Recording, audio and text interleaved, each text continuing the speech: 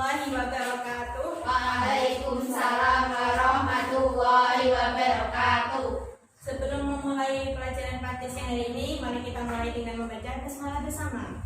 Bismillahirrahmanirrahim.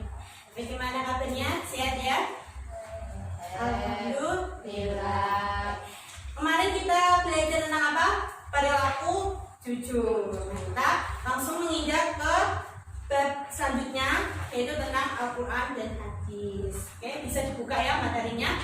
Kita mulai. Yang pertama, pengertian Al-Quran dari segi bahasa apa? Al-Quran. Oro ayat, oro ukiro. Qiraatan Qur'anan. Artinya apa? Suatu yang dibaca atau bacaan. Secara istilah itu apa artinya Al-Quran? Kalamullah yang diturunkan kepada Nabi Muhammad dalam bahasa Arab, yang disampaikan secara mutawatir dan ditulis dalam mushaf. Dimulai dari surat Al-Fatihah dan ini dengan surat dan membacanya bernilai ibadah. Nah, Al-Quran ini sebagai mukjizat Nabi Muhammad Shallallahu Alaihi Wasallam.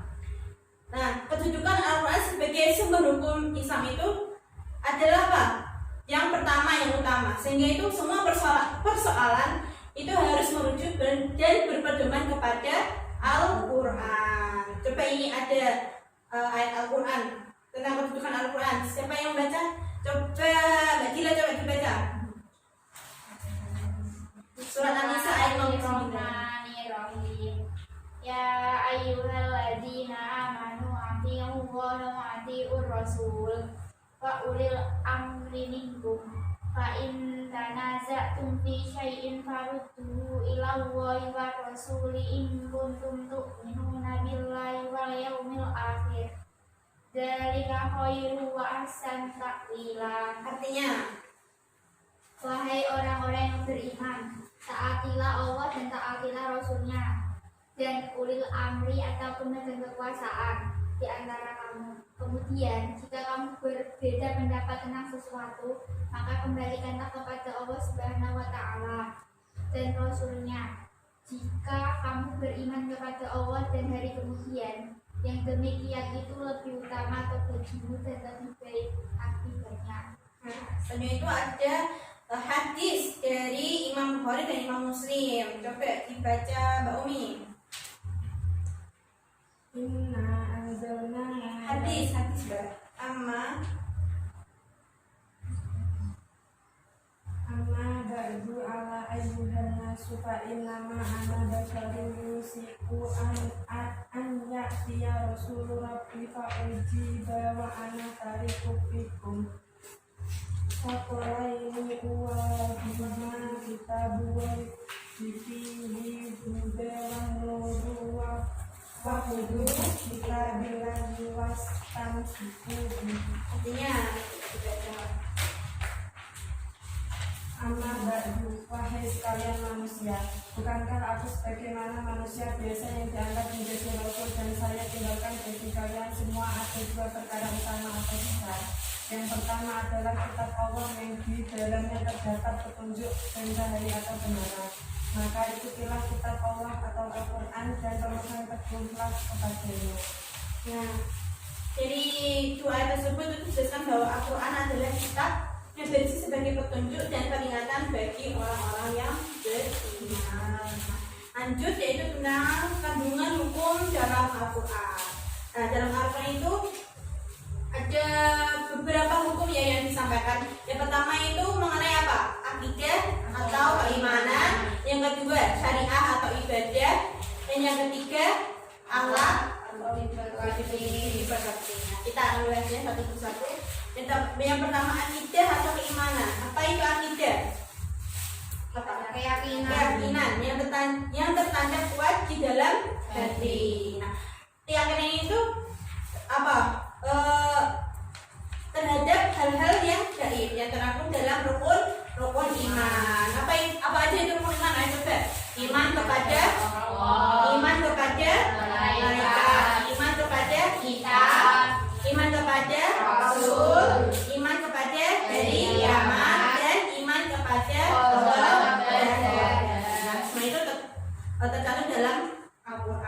dijelaskan dalam Al-Quran.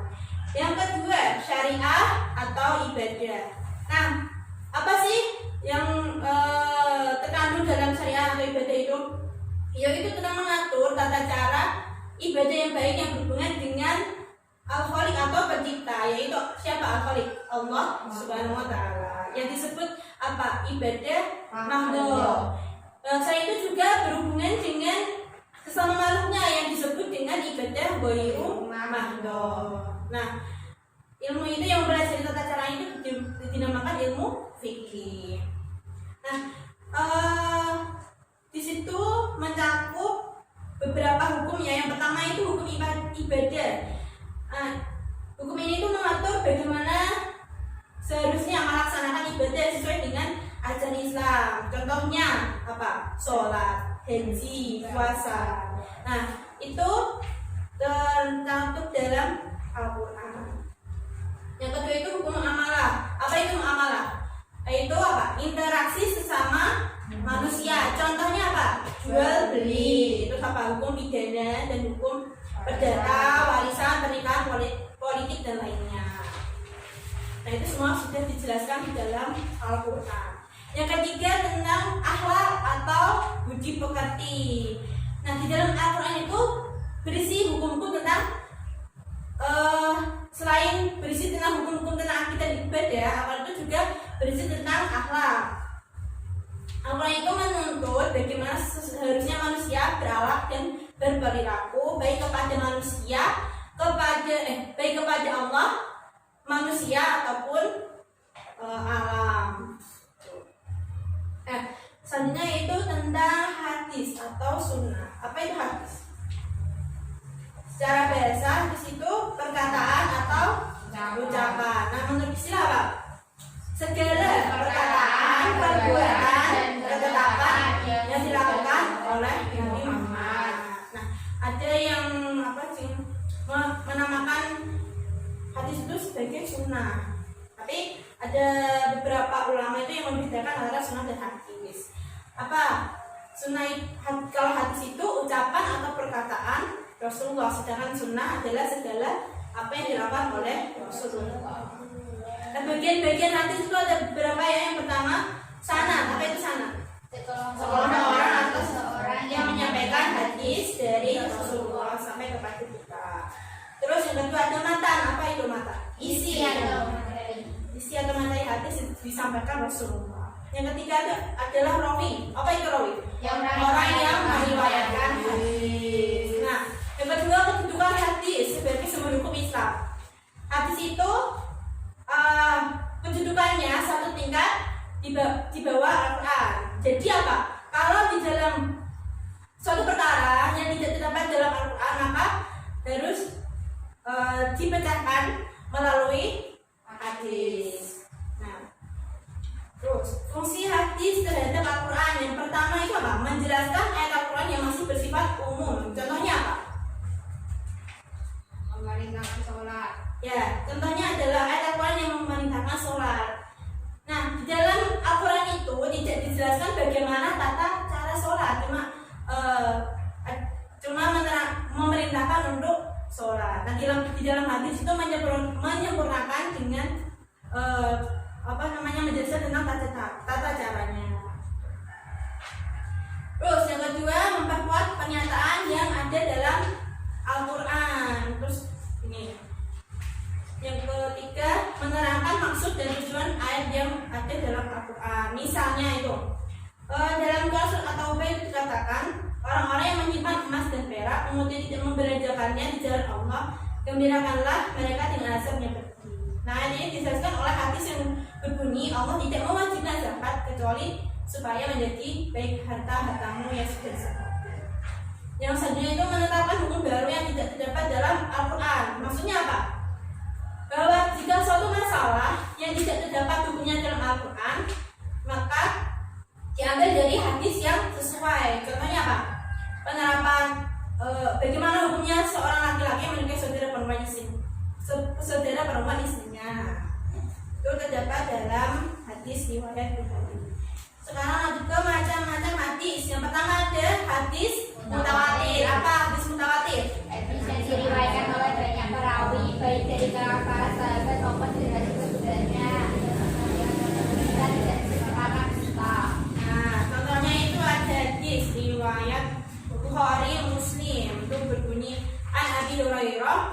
Rasulullah sallallahu alaihi wasallam man kadzaba alayya muta'ammidan falyatabawa maq'adahu minan nar. Itu kan diriwayatkan dua perawi.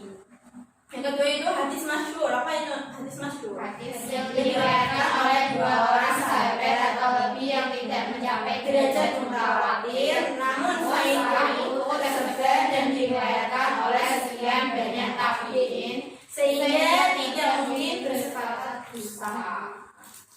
Selanjutnya itu hadis ahad. Apa itu?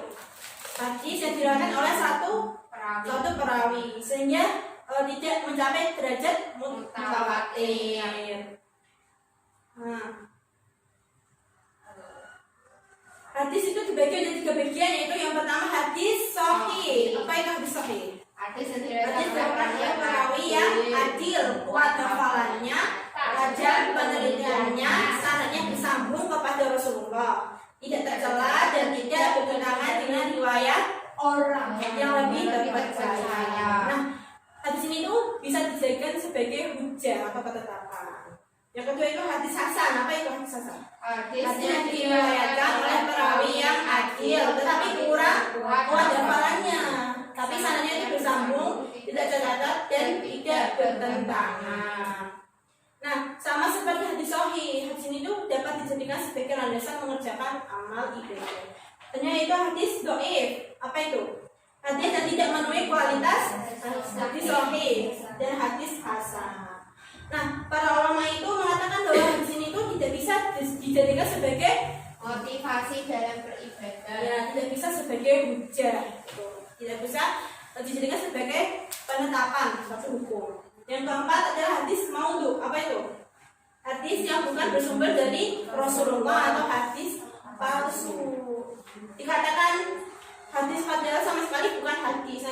Hadis ini tidak dapat dijadikan sebagai landasan hukum.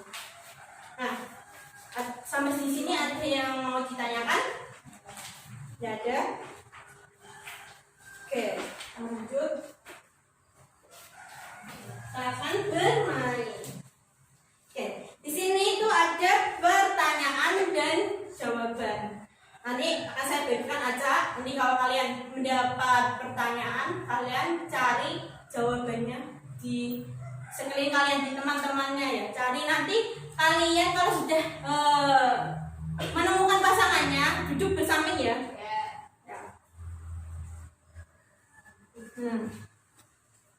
Coba, ayo dicari pasangannya. Pak, coba, ayo dicari.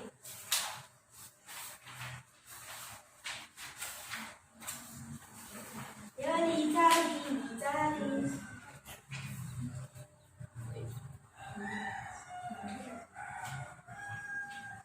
Cari. Udah. Loh, sudah enggak duduk sama pasangannya? Udah. Coba, udah benar. Udah sama pasangannya? Aku betul. Udah benar. Ya, coba dibaca. Dari Mbak Nala, coba pertanyaannya apa? Puisi hadis. Apa jawabannya? Menjelaskan ayat-ayat Al-Quran yang bersifat umum, memperkuat pernyataan yang ada dalam Al-Quran, menerangkan maksud atau tujuan yang ada dalam Al-Quran. Oke, yang mendapat pertanyaan siapa? Oke, Mbak Ani coba dibaca pertanyaannya. Kandungan hukum dalam Al-Quran. Coba jawabannya apa? Akidah atau keimanan, syariah atau ibadah, akhlak atau seperti. Oke, udah, tepuk tangan buat kalian. Oke, udah paham semua? Udah, yakin? Oke. Sekian pembelajaran pada siang hari ini. Kita lanjutkan materi selanjutnya ya, Bab Ijtihad. Nanti kita akan bahas minggu depan. Oke. Sekian, terima kasih. Wassalamualaikum.